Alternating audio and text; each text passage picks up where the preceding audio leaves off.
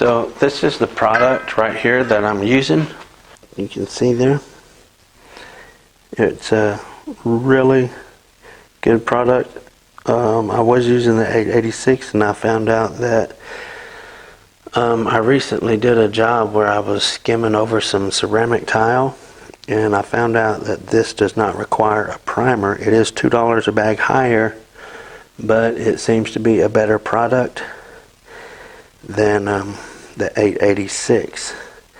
I was using Ardex Feather Finish for a long time, and the supply warehouse where I have started, where I get my supplies at, have stopped carrying it. So I've switched to this, and I want to show you right here what we're doing. See the holes right there in the floor?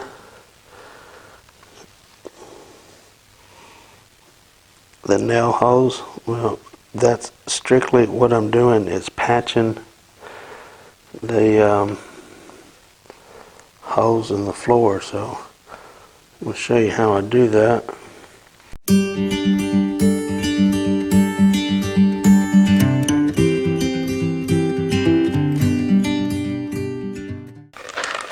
Because I am patching nail holes, you can see, let me turn that.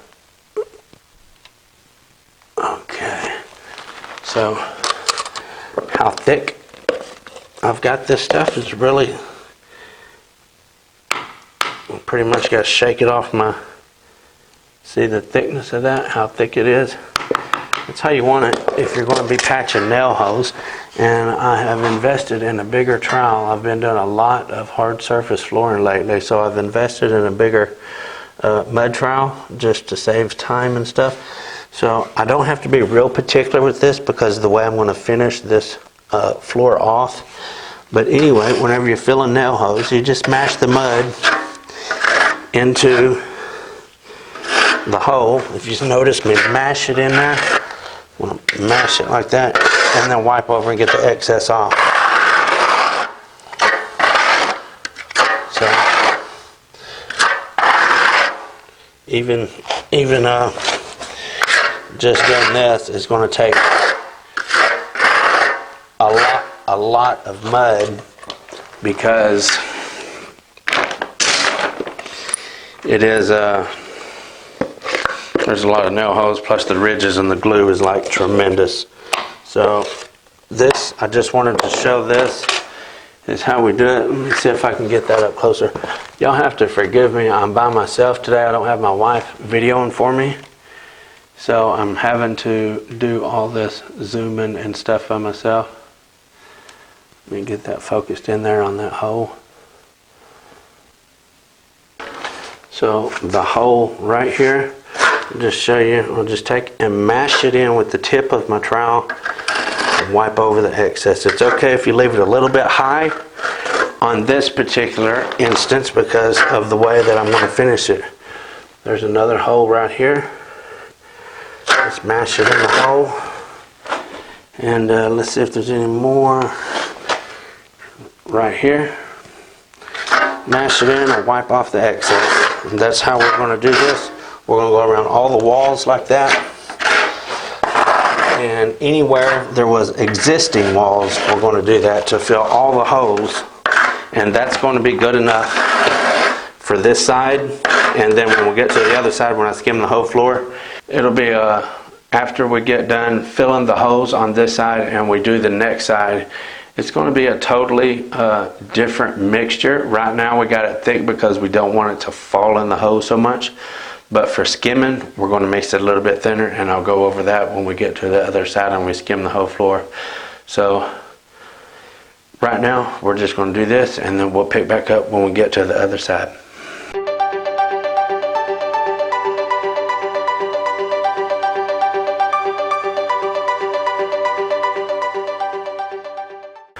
Okay, so I just wanted to point out now that I'm on this other side over here where I'm skim coating the whole floor.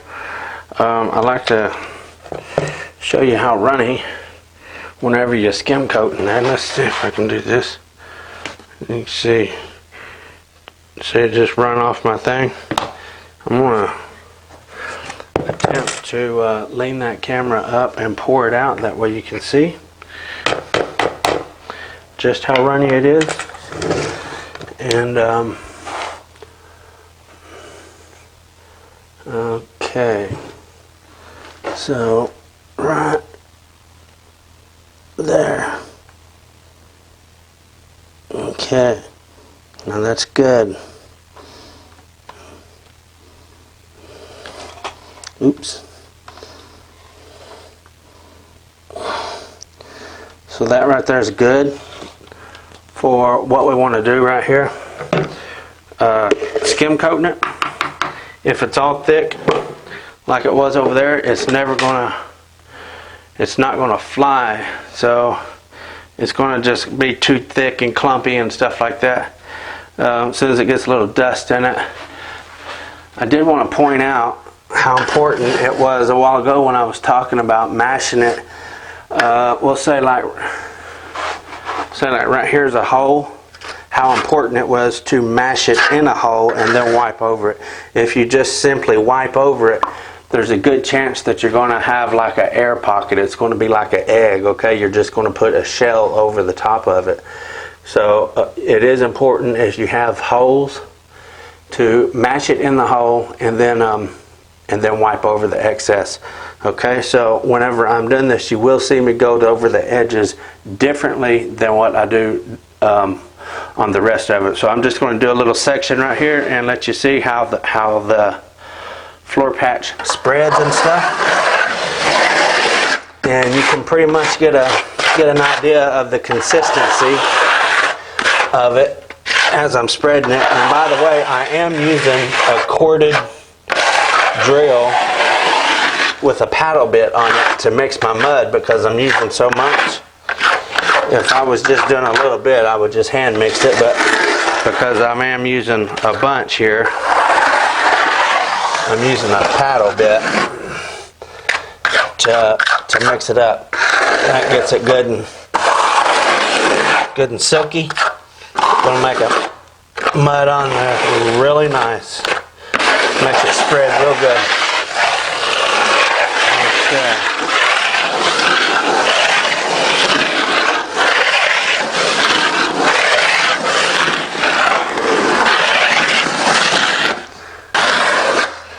Once again, I don't have to get this absolutely perfect right now. If it's a little rough, it's going to be okay because of the way I'm going to finish that. I'll explain that when I get to that point. But as of right now, it's okay. That it's if you see any ridges or anything like that, it's going to be just fine.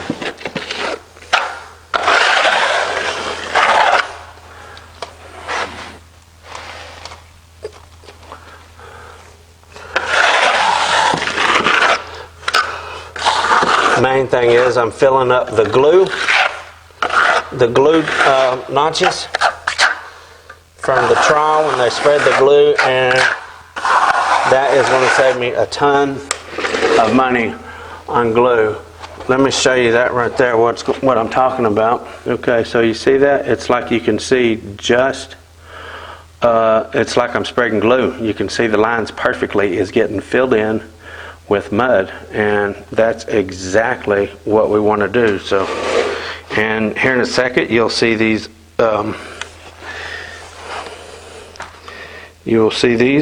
lines that I got cut in there with the floor stripper. You'll see them will look the exact same way as that does. You'll be able to see the lines indefinite.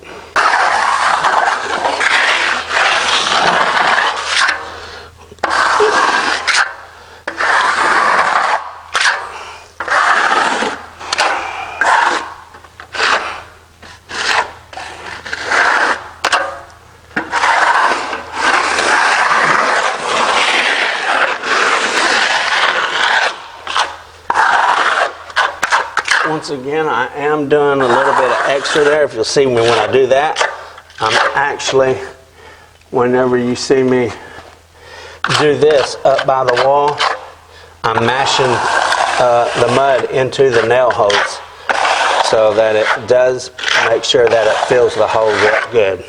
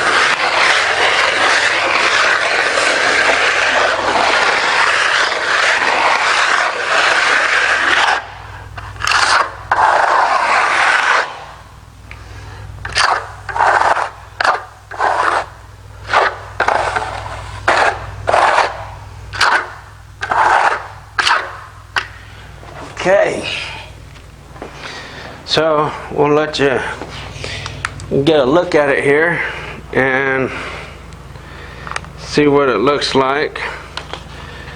And you can see any kind of divot or imperfection in the floor is getting filled in. Any dark spot that you see is something that was deep.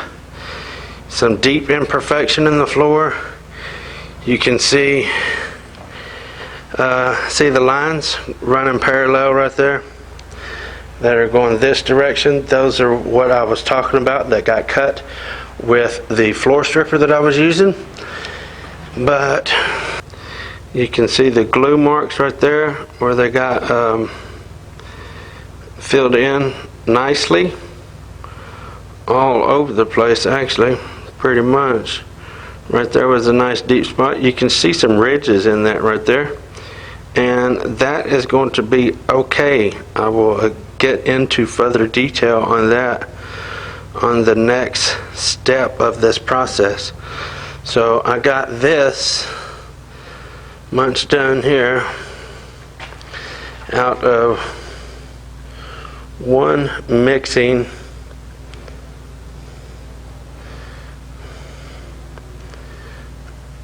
one batch of mud. Wasn't a full bag by no means. It was maybe a third of a bag. I got that much done. If I had to guess, I would say that was probably maybe 100 square feet out of that, out of what we got going on there.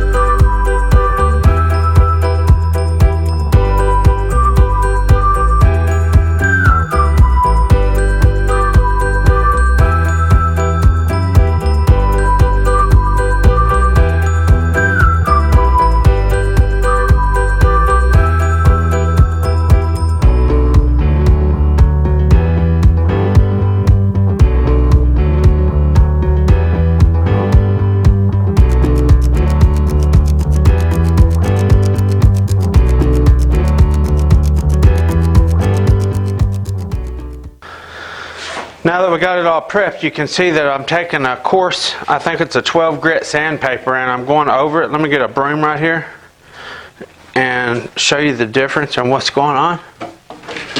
So I was really not careful at all. I guess you've seen that whenever I was mudding. So what this is doing, it's knocking off all the excess mud and only leaving the mud in the groove. See this line? That's actually nice and smooth now. So all the excess mud is getting knocked off, all the floor patch, and it's only leaving it in the glue areas, which that is now leaving it really nice and smooth. So I mudded it, and then I'm sanding off the excess, and like you can see there, you can see here it's actually going in the grooves and all over the whole floor. So what I'm doing again is just knocking the extra off. So it's leaving it nice and smooth, as you can see right there.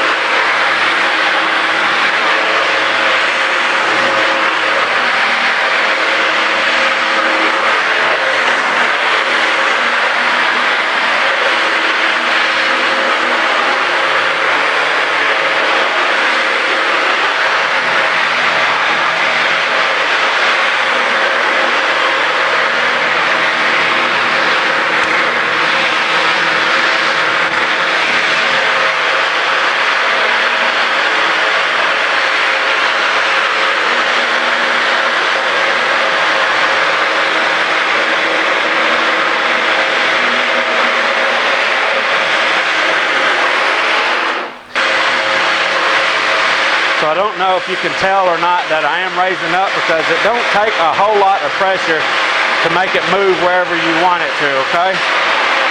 So it's just real nice and gentle there. You don't take much movement at all to make it go left or right.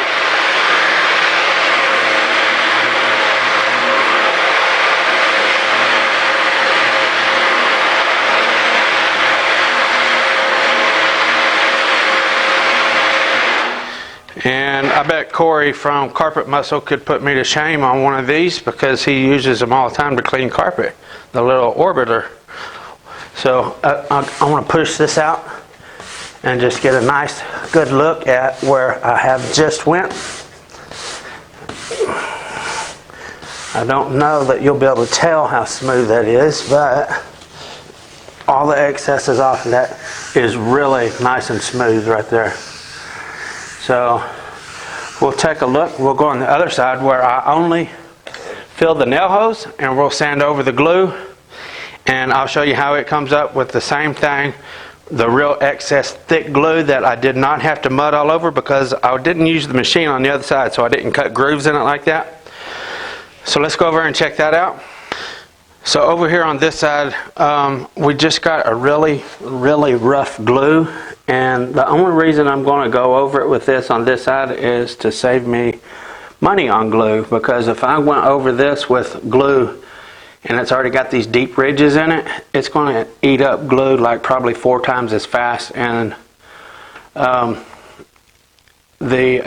carpet tile glue is very expensive in relative to regular carpet glue. I spent like $440 this morning on just 4 buckets of glue and a little bit of floor patch. So knocking these grooves down is going to save me money in glue. So I'm going to go ahead and knock some of this down. This is really rough. I'll do just a little section here and let you see the difference.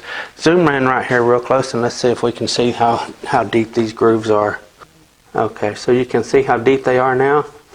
And I will hit that with the sander right in here where you're looking, and we'll see the difference and how much extra is going to come off of that.